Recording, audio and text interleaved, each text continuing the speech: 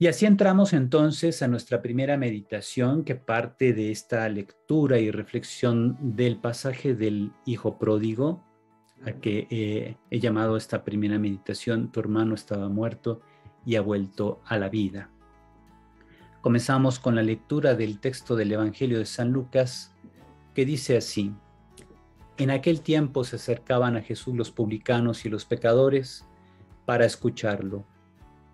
Por lo cual los fariseos y los escribas murmuraban entre sí: Este recibe a los pecadores y come con ellos. Jesús les dijo entonces esta parábola. Un hombre tenía 2 hijos y el menor de ellos le dijo a su padre: Padre, dame la parte de la herencia que me toca. Y él les repartió los bienes. No muchos días después, el hijo menor, juntando todo lo suyo, se fue a un país lejano y allá derrochó su fortuna viviendo de una manera disoluta. Después de malgastarlo todo, sobrevino en aquella región una gran hambre y él empezó a padecer necesidad. Entonces fue a pedirle trabajo a un habitante de aquel país, el cual lo mandó a sus campos a cuidar cerdos. Tenía ganas de hartarse con las bellotas que comían los cerdos, pero no lo dejaban que se las comiera. Se puso entonces a reflexionar y dijo: ¿Cuántos trabajadores en casa de mi padre tienen pan de sobra, y yo aquí me estoy muriendo de hambre?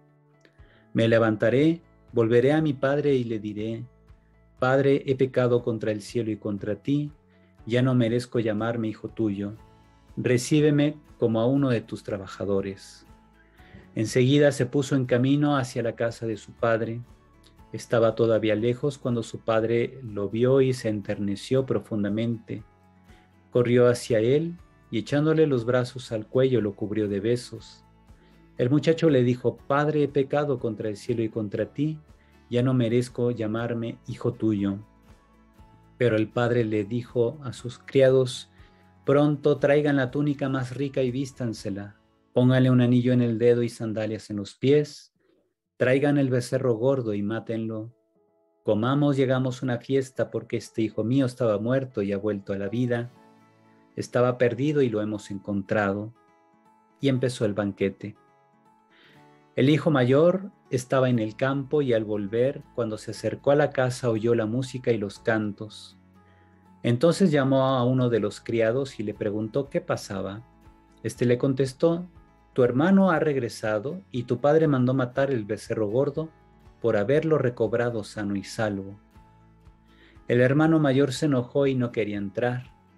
Salió entonces el padre y le rogó que entrara, pero él replicó: Hace tanto tiempo que te sirvo sin desobedecer jamás una orden tuya, y tú no me has dado nunca ni un cabrito para comérmelo con mis amigos. Pero eso sí, viene ese hijo tuyo que despilfarró tus bienes con malas mujeres, y tú mandas matar el becerro gordo. El padre repuso: Hijo, tú siempre estás conmigo y todo lo mío es tuyo. Pero era necesario hacer fiesta y regocijarnos, porque este hermano tuyo estaba muerto y ha vuelto a la vida. Estaba perdido y lo hemos encontrado. Palabra del Señor. Pues bien, tenemos allí una de las páginas más hermosas de la Sagrada Escritura, que refleja precisamente al Dios misericordioso, metaforizado en este padre de 2 hijos. Un hijo mayor que siempre ha estado cerca de su padre, haciendo los asuntos del padre, sacando adelante precisamente sus negocios, dedicándose de lleno, y un hijo menor que siente la opresión de su padre, se siente como un adolescente que el padre no lo deja ser y qué hacer, y entonces el hijo decide irse. Pedir por adelantado la herencia es casi un insulto, ¿verdad? Porque le está diciendo: mira, papá, pues como nomás no te mueres, pues mejor adelántame la herencia, ¿no? No vaya a ser que yo me muera primero. Y el padre no chista nada, el padre accede. Vemos cómo este capítulo comienza con un planteamiento narrativo. Todos los publicanos y los pecadores se acercaban a él para oírle, y los fariseos y los escribas murmuraban diciendo: Este acoge a los pecadores y come con ellos. Y entonces Jesús les dice esta parábola. ¿Vea? Vemos cómo entonces lo que va a decir Jesús es una serie de parábolas. Bueno, va a decir dos parábolas antes de esta del hijo pródigo. Una es la parábola de las 100 ovejas y la oveja perdida, que una de las 100 se pierde, que quienes ven la pantalla está del lado izquierdo. Y en la otra columna tenemos la segunda parábola, que es la de las 10 dracmas. Una dracma era una moneda de plata de mucho valor, algo así como tenía más valor incluso que una onza Troy de las que conocemos. Entonces fíjense, aquí tenemos dos parábolas que se parecen mucho, su estructura, los temas que tratan, de algo valioso que se pierde y entonces alguien tiene que hacer todo lo posible por encontrarla, lo encuentra, convoca amigos, vecinos, hacen fiesta porque han encontrado lo que estaba perdido. Y eso es lo que encontramos en estos dos. Vemos la primera parábola que dice: ¿Quién de ustedes que tiene 100 ovejas, si pierde una de ellas, no deja las 99 en el desierto y va a buscar la que se le perdió hasta que la encuentra? Y cuando la encuentra, la pone contento sobre sus hombros y llegando a su casa convoca a los amigos y vecinos y les dice: Alégrense conmigo porque he hallado la oveja que se me había perdido. Les digo a ustedes que, de igual modo, habrá más alegría en el cielo por un solo pecador que se convierta que por 99 justos que no tengan necesidad de conversión. Después Jesús dice la segunda parábola, inmediatamente después. Dice: ¿O qué mujer que tiene 10 dracmas y pierde una, no enciende una lámpara y barre la casa y busca cuidadosamente hasta que la encuentra? Y cuando la encuentra, convoca a las amigas y vecinas y dice: Alégrense conmigo porque he hallado la dracma que había perdido. Del mismo modo les digo, se produce alegría ante los ángeles de Dios por un solo pecador que se convierta. Entonces, quienes pueden ver la pantalla, tenemos aquí las dos columnas. Columna izquierda, la primera parábola, marco en negritas las palabras que se repiten prácticamente en la segunda columna, donde está la segunda parábola. Y eso va reflejando precisamente esta doble estructura, que en realidad es una sola, pero dicha de dos modos. La parábola de la oveja perdida aparece también en el Evangelio de Mateo. Y la de la dracma perdida es una reformulación que San Lucas hace de la primera parábola. En el discurso de Jesús vemos entonces que él está justificando su actuar, explicando cómo es que Dios actúa con sus hijos perdidos. Porque a Jesús lo están criticando, entonces dice: miren, les voy a contar unas parábolas. Dice estas primeras dos que reflejan cómo es Dios con los hijos, con sus criaturas. Para Él todos somos valiosos. Y si alguien se pierde, si alguien se desvirtúa, Dios hace todo por recuperarlo. Aunque le lleve toda la vida de esa persona, Dios no lleva prisas. Dios siempre va a suscitar personas, circunstancias, situaciones nuevas en la vida de esa persona para atraerlo de regreso al redil, como decimos. Entonces, por amor, Dios procura recuperar a sus hijos perdidos, venciendo incluso la muerte moral de ellos. Sea que se dediquen a las cosas más negativas, Dios los ama profundamente. Ahora viene esta otra parábola que ya leímos, la parábola del hijo pródigo, donde podemos ver cómo el padre ama a sus dos hijos, no solo al que se fue, también ama al que se quedó. Pero en realidad ninguno de ellos valora el amor del padre. Por un lado, como les decía, el hijo menor ve al papá como un opresor, Y el hijo mayor ve al papá como un patrón, porque cuando le reclama le dice, hace tantos años que te sirvo y no me has dado ni un cabrito. Dice, no se expresa así un hijo de un papá que quiere, ¿verdad? Aquí el hijo mayor se expresa de su padre como si fuera un patrón, un extraño que le ha dado trabajo. Hace años que te sirvo. No entiende el amor del padre. Ajá. El hijo menor, como ve al papá como un opresor, que no lo deja ser, seguramente era un adolescente, ¿verdad? Se aleja del papá para librarse de él. Mientras que el hijo mayor se queda, pero porque es interesado, se queda para heredar los bienes de su padre. El hijo menor, por su parte, para sobrevivir en la nación extranjera, traiciona su religión. ¿Por qué? Porque los judíos ni se acercan a los cerdos ni comen cerdo. Y este muchacho, hasta de cuidador de cerdos, aceptó un trabajo con tal de sobrevivir. Y luego regresa a la casa paterna, pero no vuelve por el amor del padre, vuelve porque tiene hambre.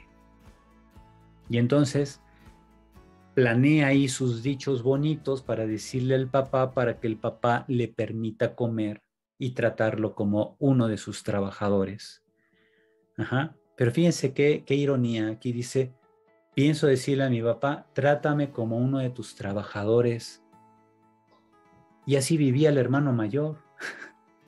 El hermano mayor que no se va es el más canijo porque él trata al papá como un patrón extraño, como alguien que lo ha contratado, y él lleva una vida de trabajador, no lleva una vida de hijo. Y aún así el papá lo ama y le va a decir, todo lo mío es tuyo. El hijo mayor, ya después cuando regresa el hermano, el mayor no quiere entrar en la fiesta porque cree que su padre está festejando al hijo menor. ¿Quién en su sano juicio va a pensar que el papá está festejando al menor? ¿Le festeja que derrochó sus bienes? ¿Le festeja que despreció la familia y se largó? No. El papá lo que está festejando es que ha recuperado a su hijo. Por tanto, el hijo mayor no comprende las razones de su padre. Le parece incluso injusto porque el papá le hace fiesta al hijo. Ahora, el padre quiere que el hijo mayor participe de la fiesta y que va y le ruega, pero el hijo mayor también estaba perdido. Como pongo aquí, entonces, en síntesis, el hijo mayor trata al padre como un jefe de trabajo, él se siente un obrero más, no hay una relación amorosa con su padre. El hijo mayor se distancia emocionalmente del padre, lo culpa por la actitud del hermano menor. Le dice incluso, tu hijo niega la fraternidad con su hermano, no le dice, mi hermano fue y despilfarró tus bienes, no, le dice, ese hijo tuyo que despilfarró los bienes, o sea, marca su distancia. Y luego dice que tiene amigos, dice, no me has dado ni un cabrito para comérmelo con mis amigos. ¿Cuáles amigos? ¿Dónde están sus amigos? Cuando le pregunta ya a un muchacho qué está pasando allá en la fiesta, porque escuchan los ruidos, las danzas, dice, le preguntó a un siervo, no le dice que preguntó a un amigo, le pregunta a un compañero de trabajo. Y aquel le dice, es que tu papá hizo esto. ¿Dónde están los amigos? ¿Dónde están los amigos que dice él que tiene? No aparecen en ningún lado. Por tanto, el hijo mayor en la parábola representa a los fariseos y demás judíos que se jactan de cumplir la ley, que critican que Jesús come con los pecadores, pero no tienen la capacidad de valorar el amor de Dios. Le sirven, es decir, son servidores de Dios, pero como meros empleados, como asalariados de lo religioso. Ujú. Alguien diría sicarios de la religión. Cuando los fariseos tenían la tarea no solo de vivir con celo la ley de Moisés, sino de acercar a más gente a Dios. La mayoría de los fariseos eran doctores de la ley, eran maestros del pueblo de Dios. Pero estos que están aquí criticando a Jesús, que no es que todos los fariseos lo hicieran, pero sí al menos los que aparecen aquí en la escena, no comprenden entonces a Dios. No conocen a aquel que dicen servir. Uh-huh. Nos preguntamos, ¿habrá convencido el padre al hijo mayor? ¿Cómo terminaba la parábola? Si se acuerdan. ¿El hijo mayor decide entrar a la fiesta o no? A ver, que se vea que han leído el Evangelio, que se vea que pusieron atención a la lectura. No dice. No dice. No dice. ¿Por qué? Porque San Lucas espera que tú, de entrada, decidas por el hijo mayor si entra a la fiesta o no. Si yo decido o pienso que el hijo mayor no entró a la fiesta, pues a lo mejor es porque me estoy centrando en sus aspectos negativos. Si decido que el hermano mayor entró en la fiesta, entonces estoy presuponiendo que el hijo mayor entendió las razones del papá. Lo cierto es que en la vida de Jesús los fariseos nunca se echaron para atrás, aunque vieran morir a Cristo en la cruz. Solo Nicodemo y José de Arimatea, que eran fariseos, seguían a Jesús a escondidas para que los demás fariseos no los criticaran. Pero el gran grueso de los fariseos nunca se echaron para atrás, es decir, no entraron en la fiesta. ¿Qué hubiéramos decidido nosotros si fuésemos el hijo mayor? ¿Hubiéramos entrado en la fiesta? ¿No hubiéramos entrado? ¿Y por qué razones? Entonces, quien decide no entrar es porque ha caído en la misma trampa del hijo mayor, creer que el papá está festejando al hijo menor. Pues no lo está festejando. El hijo mayor entraría en la fiesta siempre y cuando comprendiera las razones del papá, ver que el padre es un padre misericordioso, lleno de amor y bondad, que se alegra de que aquel hijo que estaba perdido haya vuelto. Bien, entonces, ¿con quién nos identificamos? Nos podemos identificar con el hijo menor porque reconocemos que en diversas ocasiones le hemos fallado al Padre Celestial. Pues muchas veces sí, ¿verdad?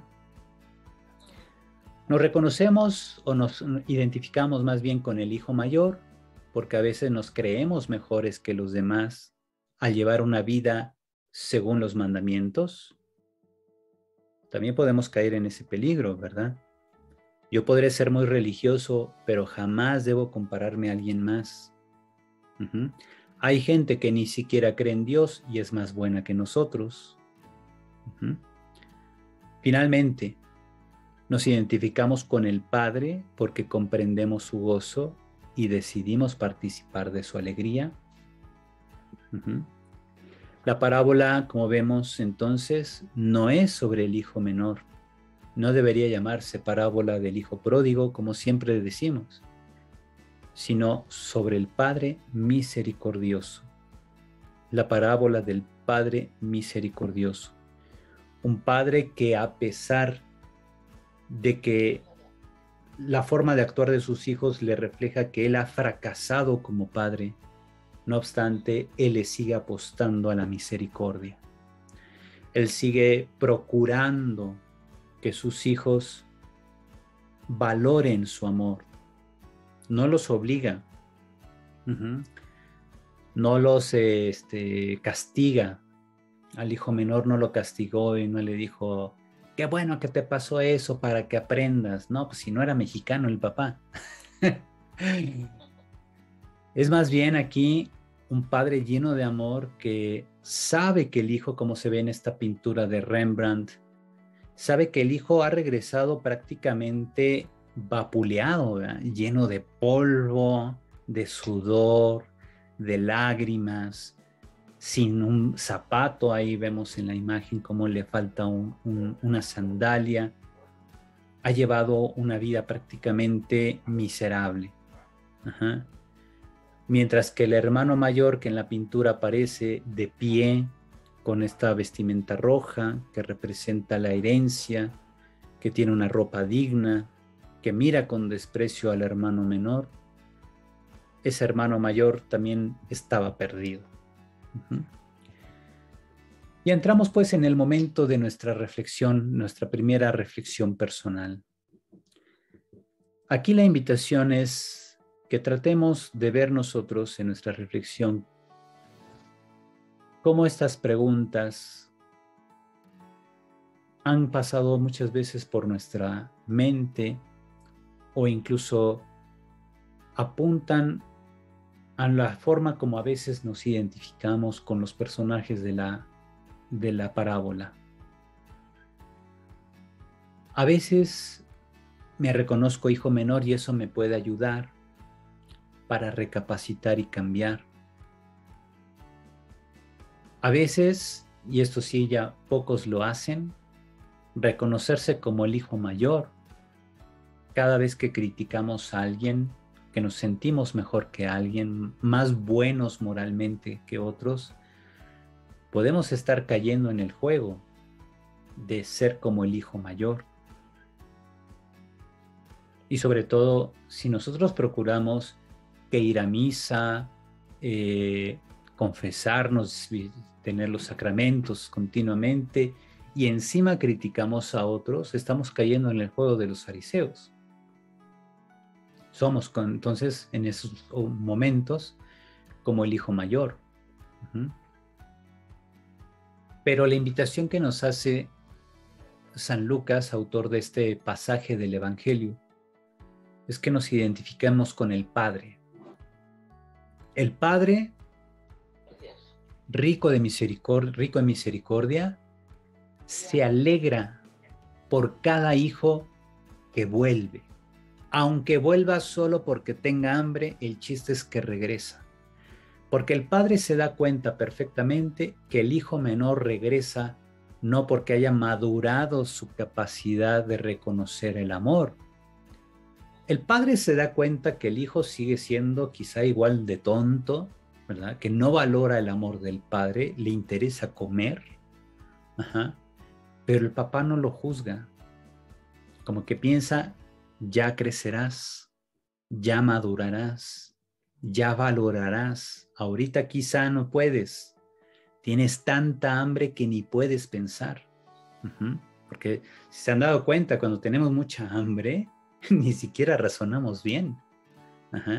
Y entonces el padre se da cuenta y no juzga al hijo por eso. Porque el padre se da cuenta de que el hijo está pasando por una experiencia humana de desolación.